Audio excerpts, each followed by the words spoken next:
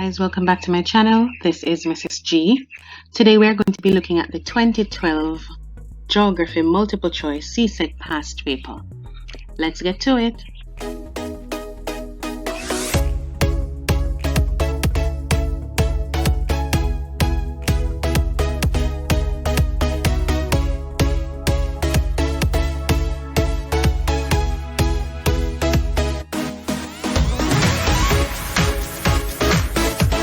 Items 1 to 4 refer to the following map of the Eastern Caribbean. So this paper is a bit old, so some of the things are not so visible, so we will just try to see them as best as we can.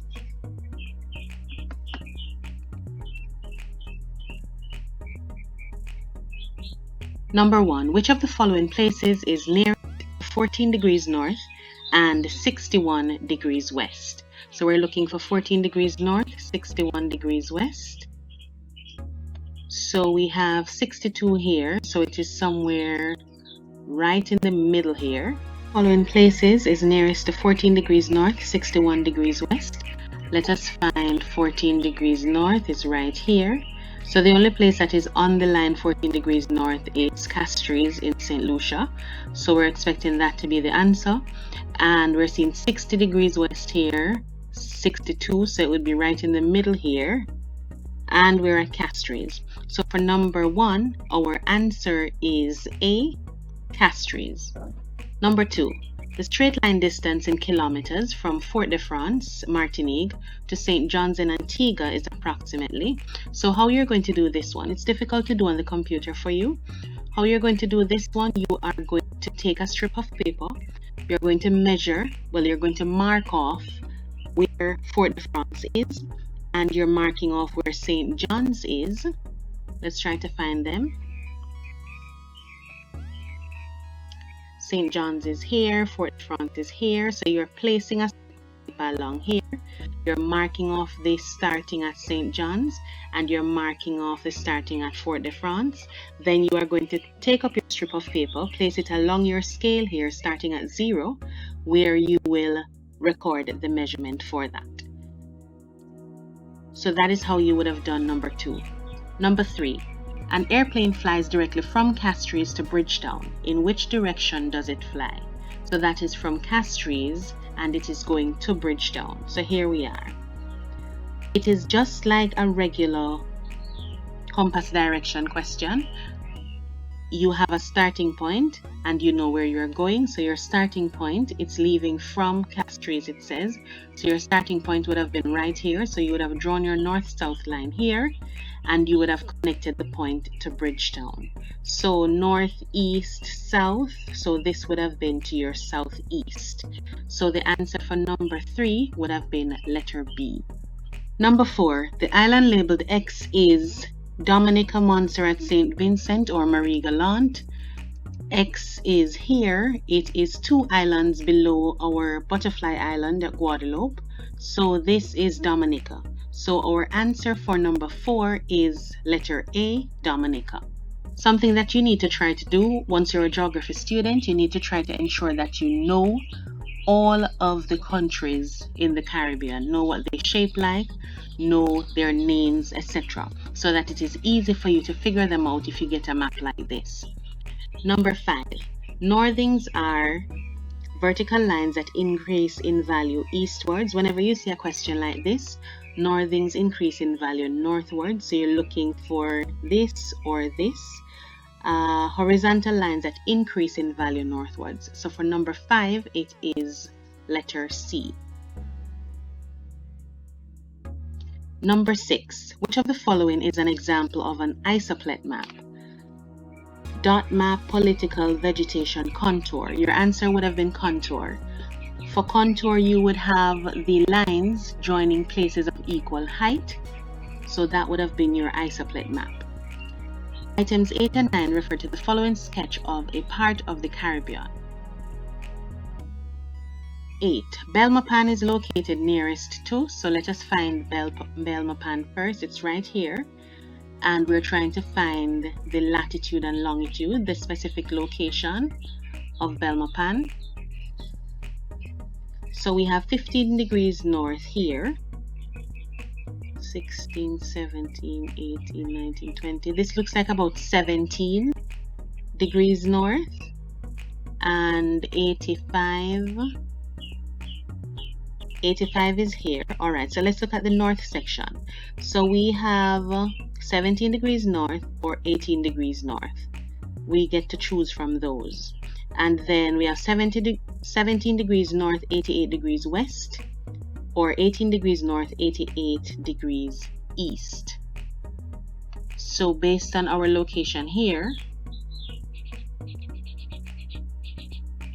we can see that the numbers are increasing in a westerly direction. So we have 70 degrees, 85 degrees. So we know that we are going to the west, because the 0-degree line would be somewhere over here. So it is going to be west. So we will pick this one, 17 degrees north and 88 degrees west. So for number 8, our answer is letter B. Number 9. If the time in Belmopan is 3 p.m., what is the time in Santo Domingo? So Belmopan is 3 p.m. and Santo Domingo is towards the east. If you're going towards the east, that means you're going to be increasing the time, so you're adding time. So if it is 3 p.m. here, that means over this side needs to be later than the 3 p.m.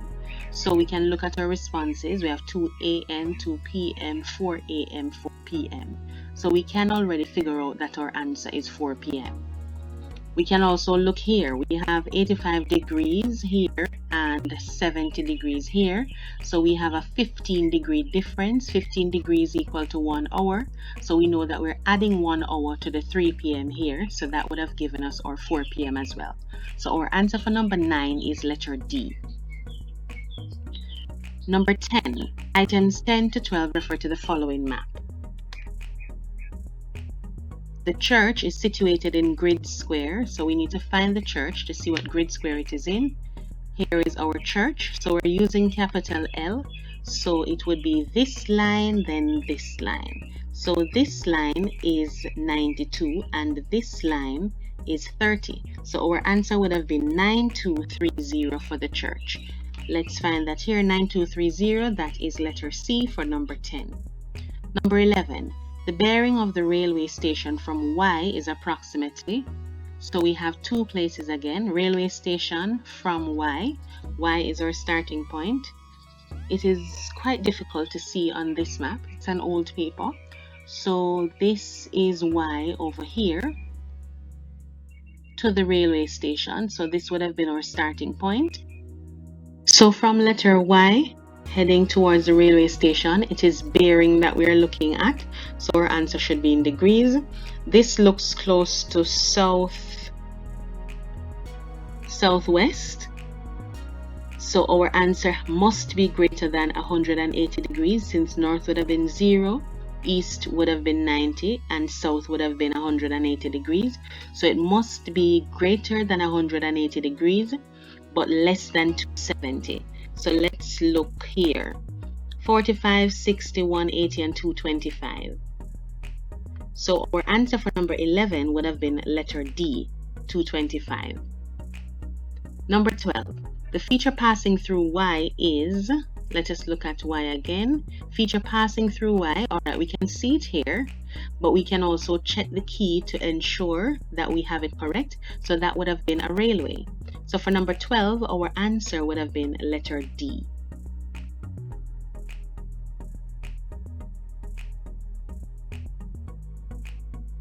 Items 13 to 16 refer to the following diagram. The landform shown at Y is, let's find Y.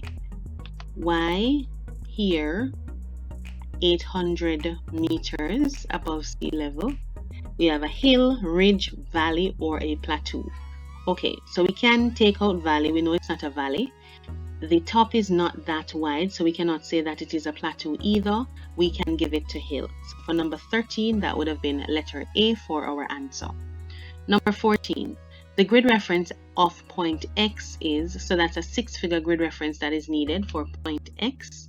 So we find the 4-figure first. We have 34. Cross here for 41. So that would have been our answer for the 4 figure, and that's the only one close to it. So our answer for number 14 would have been letter A.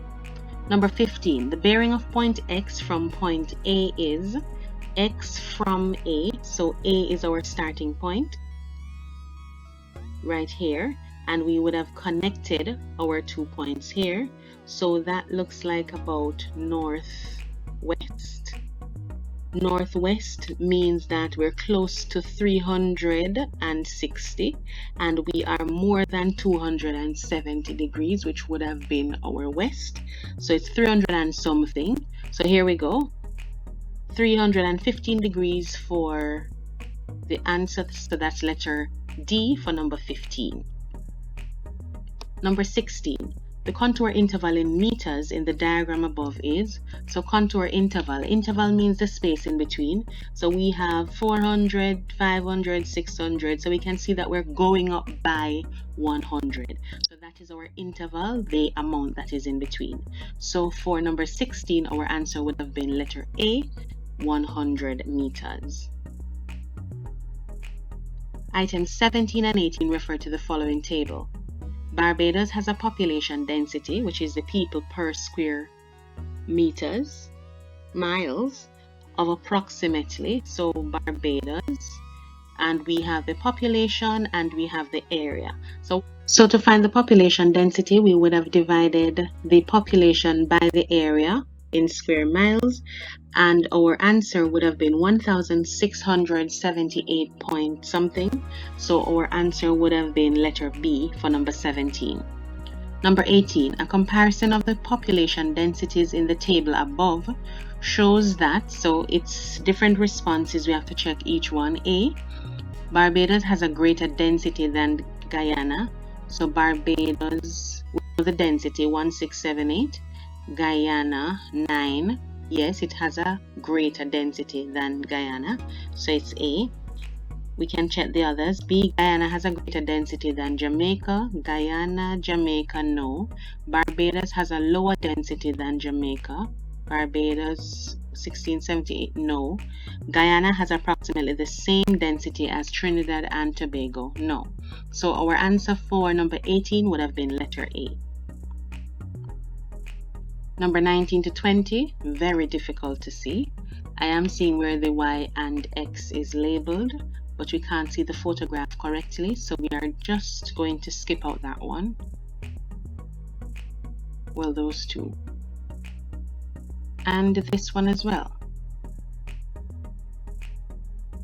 It's important to use the older papers just the same, so you get an idea of questions that are being repeated constantly. So we're at item 22. This refers to the following population density map of Trinidad. Which of the following statements is true according to the population density map of Trinidad above?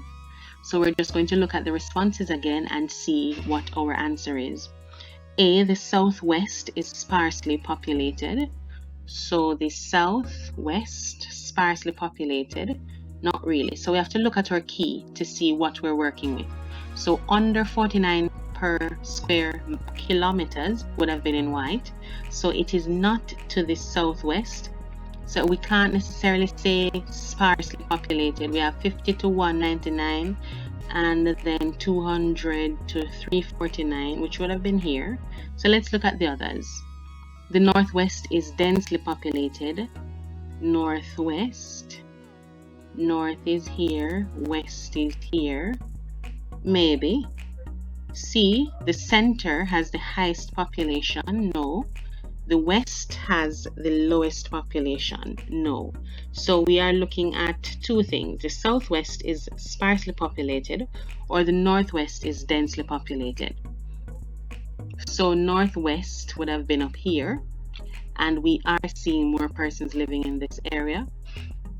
We have over 1,100 persons per square kilometer here, and then it's dense around it as well, 350 to 560 per square kilometer. So yes, the northwest is densely populated. So our answer for number 22 would have been letter B. Number 23 to 24 refers to the diagram. The feature found at point T on the map pointees here, these dots represent a beach.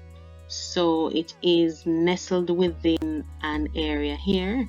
So that is a beach and a bay for T. So that is going to be number 23 is letter A.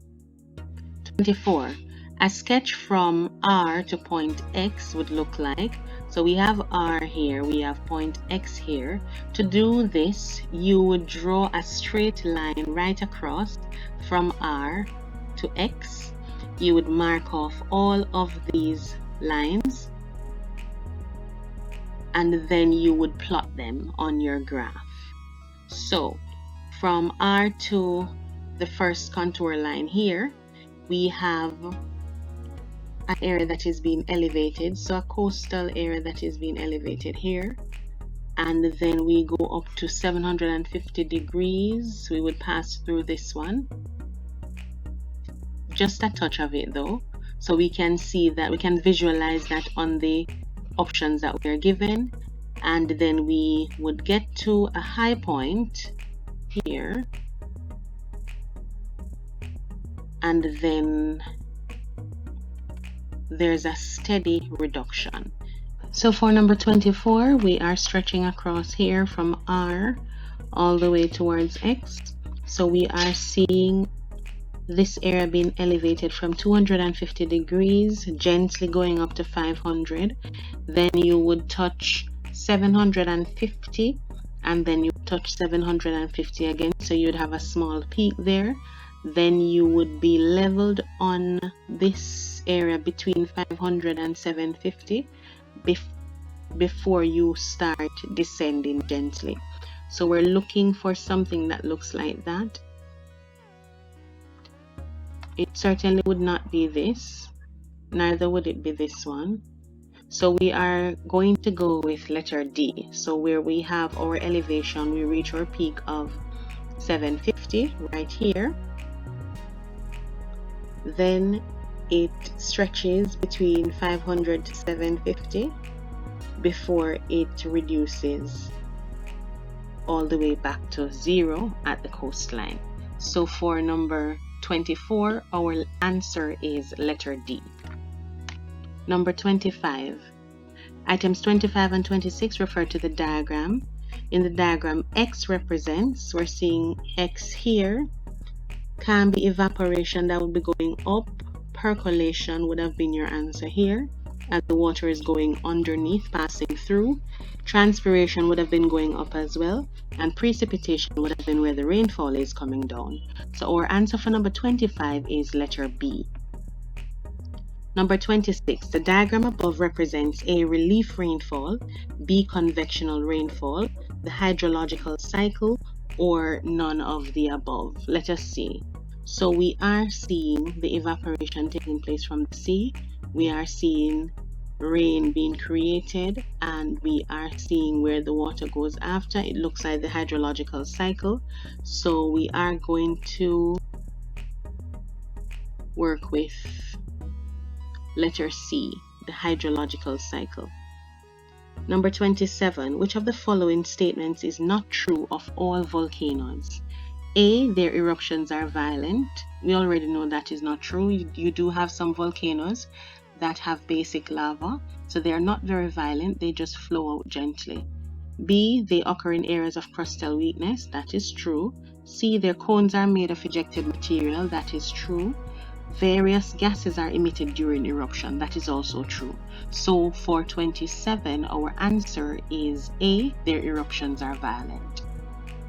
28, which of the following plate margins is shown? So we are seeing a subduction zone here. Once you're seeing a subduction zone, it shows you that it is a convergent plate margin.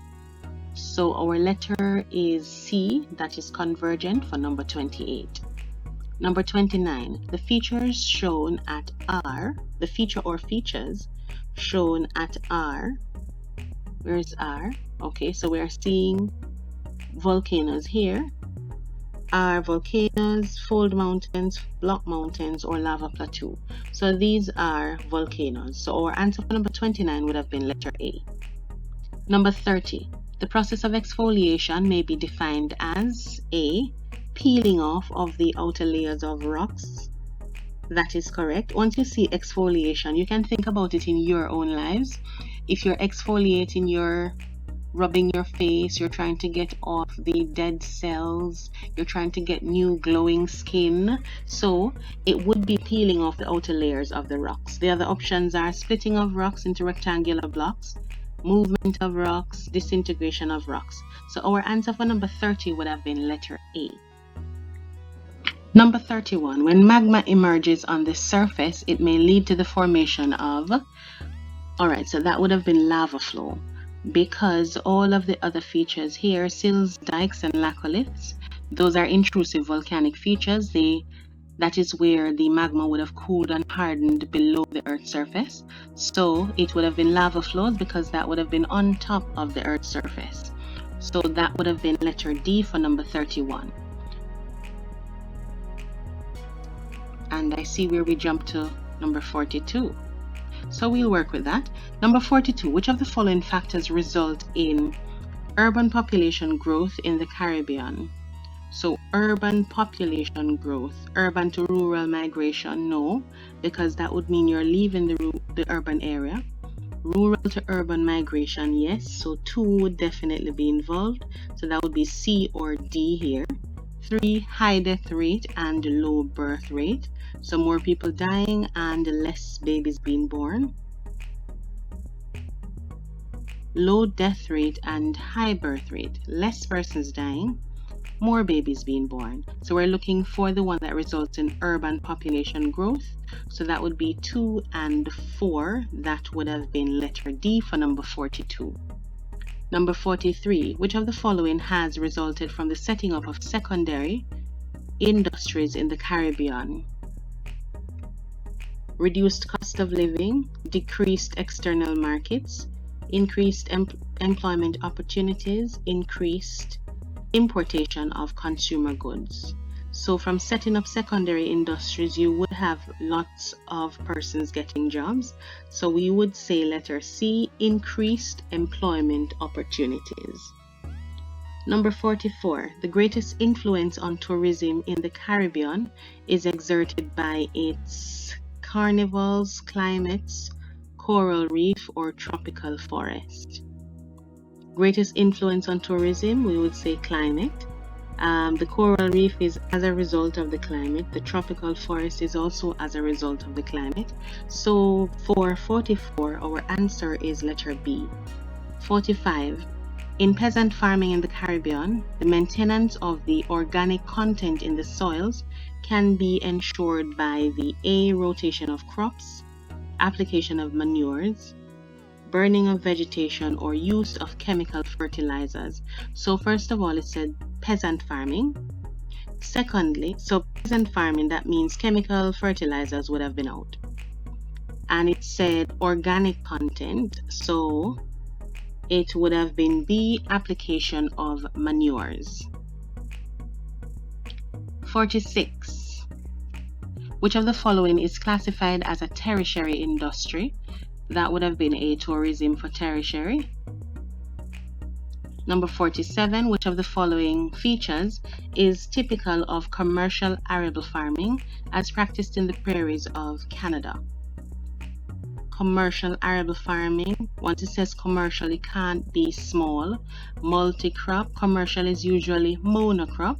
Large labor force, intensive mechanization. Our answer for 47 would have been D, intensive mechanization. 48. Which of the following is not a problem affecting industrial development in the Caribbean? So one that is not a problem. Limited capital, limited markets, a large labor force, or limited raw material. That would be C, a large labor force. That is not a problem that is affecting industrial development. 49. Which of the following are methods used by Caribbean governments to improve farming in the region? 1. Providing more land to small farmers for food production. They do that. Providing loans for the purchase of fertilizers and machinery, encouraging food processing to supply the local and regional markets, or exposing the farmers to improved methods of farming?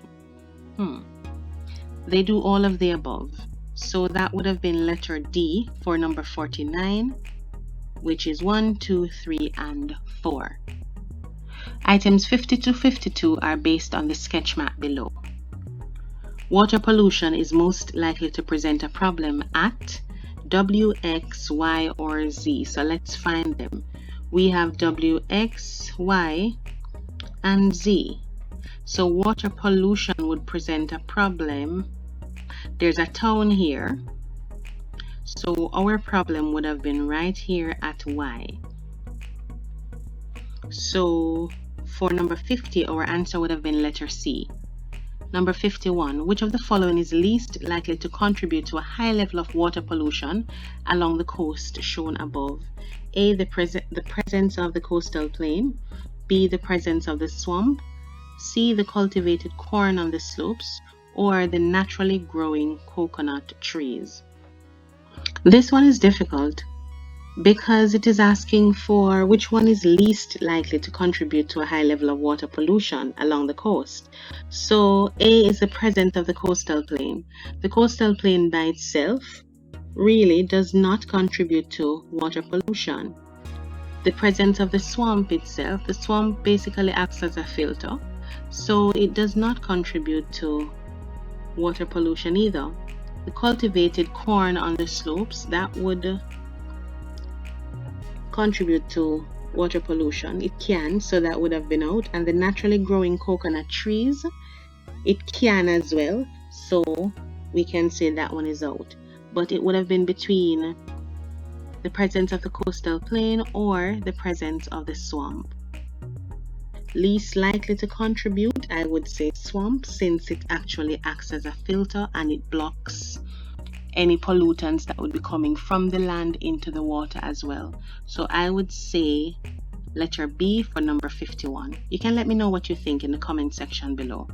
52. Which of the following will control water pollution along the coast shown on the map? Treatment of sewage, control of river erosion, hygienic solid waste disposal, removal of swamp vegetation. So the question said, which of the following will control water pollution along the coast shown on the map? Treatment of sewage, control of river erosion, hygienic solid waste disposal, and removal of swamp vegetation.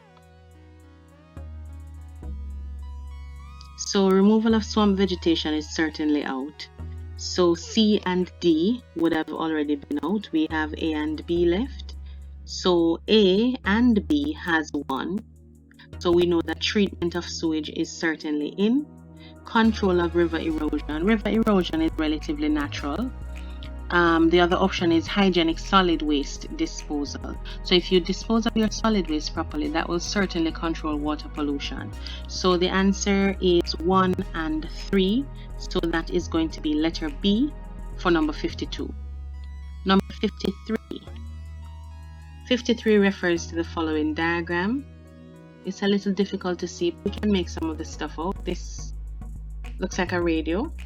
This looks like a construction area where they are drilling, and this looks like a truck. So the types of pollution common to the activities illustrated in the diagram above is or are noise pollution, certainly. Chemical pollution, there's not much proof of chemical based on what we're seeing. We don't know what kind of drilling is taking place here, and we can't see this one. But from the truck, we're not, and from the radio, we're not seeing any chemical. And we can't say it's industrial either based on what we are able to see. So we are going to go with 1, which is noise pollution. So that is letter A. 54. Which of the following practices may help to eliminate problems of pollution created by organic household waste? Depositing in the sea, that's a no. Piling up, no. Burial and covering with dirt, yes. Or dumping along watercourses, no. So burial and covering with dirt. That would actually be good, especially since it is organic household waste. 55. Which of the following contributes most to the pollution of the environs of capital cities in the Caribbean? So capital cities, discharge of fish waste? No. Most of the problems or most of the pollutants in cities are usually as a result of improper garbage disposal. So let us look through. Discharge of chemicals in the sea, exhaust fumes from motor cars, accumulation of garbage from factories. All right, we're not just seeing garbage, improper garbage disposal generally. We're seeing accumulation of garbage from factories. The cities do not usually have a whole lot of factories, so we can't say it contributes most to the pollutions of capital cities. We do know that all capital cities, one major problem is encountering traffic congestion. Traffic congestion means a lot of vehicle exhaust in the air. Cities normally also mean that you have buildings that are higher rise buildings, so there is not much area for the air to escape. So I'm going to say letter C, exhaust fumes from motor cars. 56. Which of the following sources of energy is the least harmful to the environment? A, the sun. Well, definitely. Gasoline, kerosene, or natural gas. So our answer for number 56 would have been letter A. 57. Which of the following sequence of relationships usually occur where soil erosion is a problem? So soil erosion would have been our end result here. Okay. Let's look through. Increased runoff, decreased infiltration, then no. So we're looking for deforestation to be first. So when you remove the trees, then you would not have increased infiltration,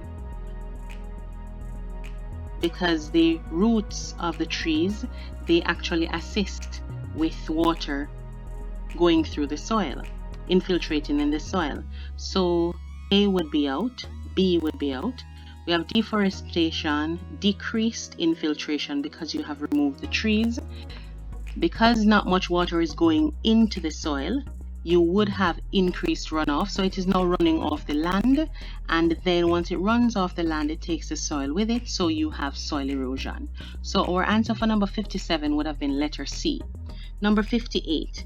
Which of the following is a form of air pollution? Smog.